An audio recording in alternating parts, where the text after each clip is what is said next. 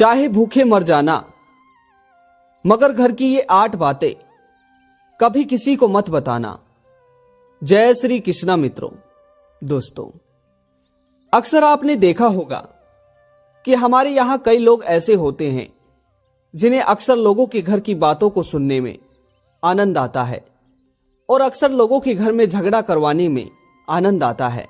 दोस्तों, आज का हमारा यह प्रसंग बहुत ही ज्ञानवर्धक है। मेरा आप सभी से निवेदन है कि आज की इस कहानी के साथ कहानी की समाप्ति तक बने रहे।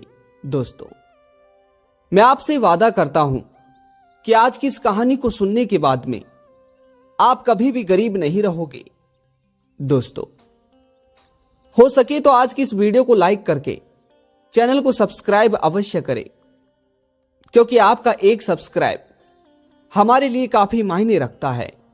दोस्तों, आइए आप सभी का ज्यादा समय बर्बाद ना करते हुए आज की इस कहानी को शुरू करते हैं। दोस्तों, एक बार किसी गांव में राम गोपाल नाम का एक किसान रहा करता था। राम गोपाल बेचारा बहुत गरीब था। अक्सर वह किसी काम के लिए घर के बाहर जाता। जब काम मांगने के लिए वह गांव में जाता या शहर जाता तो उसे अक्सर कोई काम नहीं देता था। अब राम गोपाल हमेशा परेशान ही रहता और एक दिन राम गोपाल परेशान होकर अपने घर आकर अपनी पत्नी से कहता है, भाग्यवान, मैं बहुत परेशान हूं क्योंकि मुझे कोई काम देने से तैयार ही नहीं है और अब तो हमारे दिन ऐसे आने वाले हैं जिससे हमें भूखा ही सोना पड़ेगा। दोस्तों, राम गोपाल की बात को सुनकर राम गोपाल की पत्नी कहती है, अजी सुनो, अक्सर हर मनुष्य अपनी गलती का खुद ही कारण होता है, क्योंकि कोई भी घटना एकदम से घटित नहीं होती है। उस घटना में अक्सर खुद मनुष्य ही कारण होता है। दोस्तों, तभी राम गोपाल की पत्नी कहती है, सुनो, जब आप किसी के यहां काम मांगने के लिए जाते हो तो आप उस समय अपनी गरीबी को दिखाया करो और काम मांगने के लिए उनसे निवेदन किया करो। अगर आप हर जगह काम मांगते समय अपनी गरीबी को और अपनी गरीबी के बारे में बताएंगे तो हो सकता है कि लोग आपको काम दे दे। दोस्तों, जब राम गोपाल अपनी पत्नी की इन बातों को सुनता है तो दूसरे ही दिन राम गोपाल अपने ही गांव में काम मांगने के लिए एक सेठ के यहां जाता है। जब राम गोपाल अपने सेठ के यहां काम मांगने के लिए जाता है तो सेठ के यहां जाकर राम गोपाल सेठ के पैरों को पकड़ लेता है और सेठ से कहता है कि सेठ जी, मुझे काम की बहुत आवश्यकता है। मेरे घर में बहुत गरीबी है। मेरे घर में मेरे बच्चों को और मेरी पत्नी को भोजन खिलाने के लिए तक मेरे पास पैसे नहीं हैं। सेठ जी, आप मेरी मदद कीजिए और आपके यहां जो भी काम होगा मैं उस काम को कर लिया करूंगा। दोस्तों, अब राम गोपाल की ऐसी बातों को सुनकर सेठ जी को राम गोपाल पर दया आ जाती है और कहते हैं कि जो अपने बारे में ना सोचकर लोगों के बारे में सोचता हो वो बड़ा मीठा दिल इंसान होता है। दोस्तों, फिर इस तरह से राम गोपाल की इस दया को देखकर, इस स्थिति को देखकर सेठ जी राम गोपाल को काम पर रख लेते हैं। परंतु सेठ जी कहते हैं कि राम गोपाल, तुम्हें काम की आवश्यकता थी और मुझे नौकर की। तुम मेरे यहां काम तो कर सकते हो, परंतु तुम्हारी पगार पूरी 10,000 होगी। ना तो मैं इससे 1 रुपया कम करूंगा और ना ही तुम्हें इससे 1 रुपया ज्यादा दूंगा। दोस्तों, राम गोपाल हाँ कर देता है और दूसरे ही दिन से सेठ जी के यहां काम करने के लिए जाता है। दोस्तों, अब राम गोपाल को सेठ के यहां काम करते करते काफी दिन बीत जाते हैं। अब कई महीने बीतने के बाद में सेठ के यहां जो और लोग काम करते थे, जब उनसे राम गोपाल पूछता है कि भाई, आखिर तुम्हें सेठ जी कितनी पगार देते हैं, तो और लोग राम गोपाल से बोलते हैं, भाई, हमें तो सेठ जी तुमसे ज्यादा पगार देते हैं। दोस्तों, उन लोगों से जब राम गोपाल इस बात को सुनता है तो राम गोपाल के मन में एक प्रश्न उठता है। राम गोपाल सोचता है कि सेठ जी जो काम मुझसे करवाते हैं वही काम ये लोग भी करते हैं, परंतु आखिर सेठ जी मुझे इनसे कम पैसा क्यों देते हैं? भला ये तो बिल्कुल नाइंसाफी है, क्योंकि काम तो हम भी बराबर ही कर रहे हैं और कोई ऐसी बात नहीं है कि मैं काम भी कम कर रहा हूं। मैं इनके बराबर काम करता हूं और देखा जाए तो इनसे ज्यादा ही काम करता हूं। दोस्तों, अब राम गोपाल के मन में ऐसी भावना आ गई। दोस्तों कहते हैं कि जब मनुष्य का पतन नजदीक हो तो वह मनुष्य अहंकार की तरफ दौड़ता है। दोस्तों, अब इसी तरीके से राम गोपाल एक दिन सेठ जी से कहता है, सेठ जी मुझे आपसे एक बात पूछनी है। तभी राम गोपाल की बात को सुनकर सेठ जी कहते हैं, पूछो। तो राम गोपाल सेठ जी से कहता है, सेठ जी आपको तो पता ही है मैं बहुत गरीब हूं और मेरे घर में कमाने वाला भी मैं अकेला ही हूं सेठ जी, परंतु अब आप ही बताइए, आप जो मुझे पगार देते हैं उस पगार से अब मेरे ठीक से घर का खर्च भी नहीं चलता सेठ जी। और आप तो देख ही रहे हैं कि मैं और आपके पास और लोग जो काम करते हैं वो बराबर का ही काम करते हैं, परंतु आप इनमें और मुझ में बहुत भेदभाव कर रहे हैं। दोस्तों, तभी राम गोपाल कहता है, सेठ जी आप मुझे कम पगार देते हो और इन लोगों को ज्यादा पगार देते हो, परंतु असलियत में देखा जाए तो मैं तो इनसे ज्यादा काम करता हूं। दोस्तों, राम गोपाल की बात को सुनकर सेठ जी कहते हैं, राम गोपाल मैं मानता हूं कि तुम्हारी बात सत्य है, परंतु जब तुम हमारे यहां काम मांगने के लिए आए थे तो उस समय मैंने तुमसे कहा था कि हमें काम की कोई आवश्यकता नहीं है और ना ही नौकर की आवश्यकता है, परंतु तुमने कहा था कि सेठ जी आप जो भी मुझे काम दोगे मैं वह काम ईमानदारी से करूंगा।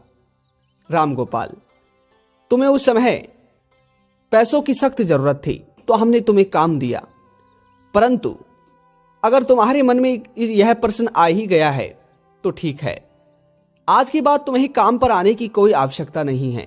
दोस्तों, तभी अहंकार वश में आकर राम गोपाल सेठ जी के यहां से काम को छोड़ देता है।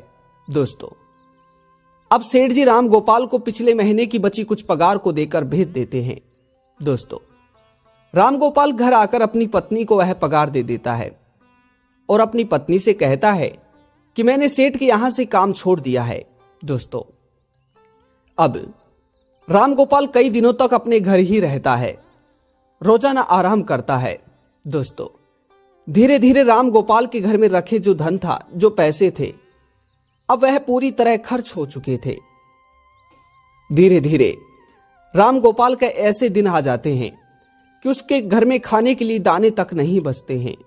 दोस्तों, एक दिन तो ऐसा आता है कि जब उन दोनों पति पत्नियों को भूखा ही सोना पड़ता है।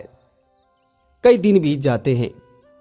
एक दिन राम गोपाल के घर उसका मित्र आता है तो राम गोपाल अपने मित्र को सारी बात बताता है और कहता है कि भाई आप ही मुझे कोई काम बता दो, अगर आपकी नजर में कोई काम होगा तो मैं उस काम को अवश्य करूंगा, मुझे पैसों की सख्त जरूरत है। दोस्तों, तभी राम गोपाल का मित्र राम गोपाल से कहता है, मित्र मैंने सुना है हमारे गांव में एक महान संत आए हैं, वह संत हर किसी की समस्या का समाधान करते हैं। मित्र, मुझे लगता है कि तुम्हें उस संत के पास अवश्य जाना चाहिए, क्या पता वो तुम्हारी इस समस्या का भी हल कर दे। दोस्तों, अब अपने मित्र की बात को सुनकर राम गोपाल उस संत के पास जाते हैं। अब राम गोपाल उस संत की आंखों के और मुख के तेज को देखकर पहचान जाता है कि हो ना हो ये संत कोई महाबुद्धिमान और महापुरुष है। दोस्तों, तभी वे संत जब राम गोपाल को देखते हैं तो राम गोपाल के मुख को देखकर ही वे पहचान जाते हैं कि ये बड़ा ही कामचोर और निठल्ला व्यक्ति है। दोस्तों, तभी राम गोपाल संत जी को सारी बात बताता है तो संत जी राम गोपाल से कहते हैं, पुत्र मैं तुम्हारी सब समस्या को पहचान गया हूं। तुम्हें तुम्हारी समस्या को बताने का कोई आवश्यकता नहीं है। दोस्तों, तभी वे संत कहते हैं, पुत्र, आज मैं तुम्हें 8 बातें बताता हूं। तुम्हें कभी भी मरते दम तक इन 8 बातों को किसी को नहीं बताना है। और अगर तुम इन 8 बातों को कभी किसी को नहीं बताओगे तो जीवन में कभी भी गरीब नहीं रहोगे। अर्थात हमेशा मनुष्य अपने खुद के कारणवश ही गरीब रहता है।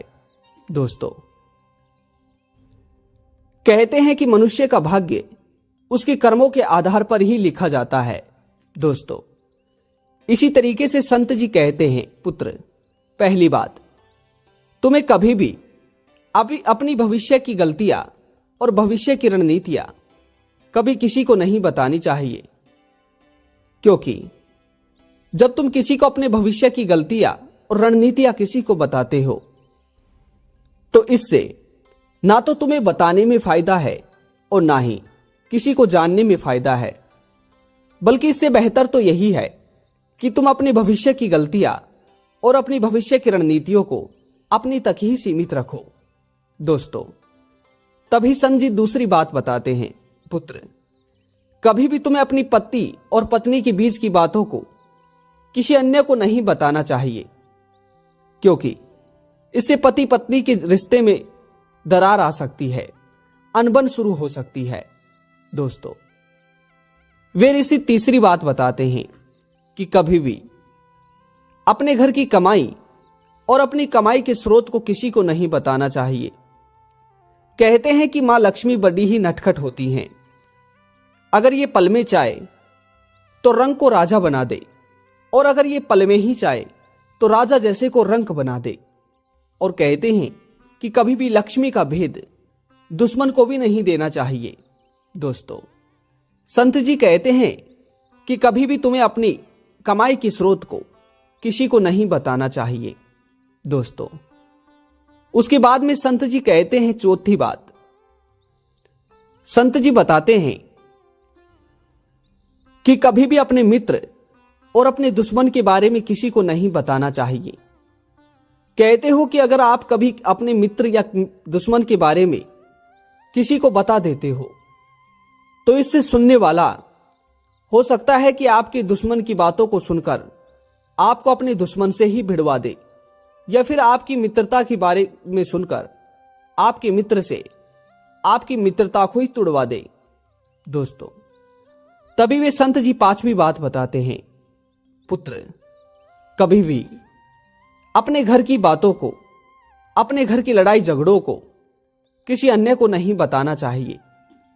क्योंकि अक्सर लोगों ने देखा होगा कि आस पड़ोस के लोग पड़ोसियों की झगड़े को देखकर बहुत प्रसन्न होते हैं, और अगर उनकी कानों में उनके झगड़े की कुछ बातें पड़ जाए तो पड़ोसी हमेशा उस झगड़े की बातों को सुनकर झगड़े को बढ़ाने की ही कोशिश करते हैं। दोस्तों, संत जी 6ठी बात बताते हैं, पुत्र, कभी भी मनुष्य को अपने मन के अहंकार को किसी को नहीं बताना चाहिए। कहते हैं कि जो मनुष्य जितना तृप्त रहता है वह उतना ही मधुर बनता है। दोस्तों, उसके बाद में संत जी 8वीं बात बताते हैं, पुत्र, कभी भी अपने द्वारा दिए गए दान को किसी को नहीं बताना चाहिए। कहते हैं कि अगर जब आप दाएं हाथ से दान दो तो उस समय बाएं हाथ को भी पता नहीं चलना चाहिए। कहते हैं कि अगर जो मनुष्य इन 8 बातों पर अमल करता है, इन 8 बातों को किसी को नहीं बताता है, तो वह कभी भी गरीब नहीं रहता। दोस्तों, यह तो बस एक कहानी थी, परंतु इन 8 बातों को अगर दरअसल देखा जाए तो आपको अपने जीवन में अवश्य अमल करना चाहिए। ये 8 बातें आपके भाग्य को बदल सकती हैं। दोस्तों, ये कहानी आपको कैसी लगी कमेंट बॉक्स में अवश्य बताइएगा, और हो सके तो चैनल को सब्सक्राइब करके इस वीडियो को अपने मित्र दोस्तों तक शेयर कीजिएगा। मिलते हैं अगली वीडियो में, तब तक अपना ख्याल रखिएगा। जय श्री कृष्णा, राधे राधे।